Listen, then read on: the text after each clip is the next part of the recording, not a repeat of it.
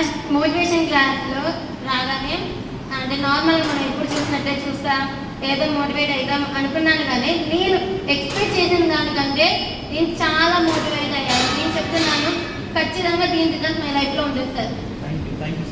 అంటే first motivation class అంటే ఏదో మోటివేట్ చేస్తారు అయిపోతుంది, ఏముంది అట్లా. మోటివేషన్ అంటే ఎవరైనా స్పీకర్స్ వస్తూ ఉంటారు, ఇస్తారు వెళ్తారు అని అనుకుంటాం, కానీ అందరినీ అటెన్షన్లో పెట్టి మోటివేషన్ ఇవ్వడం అనేది అది ఇంపాసిబుల్ సార్.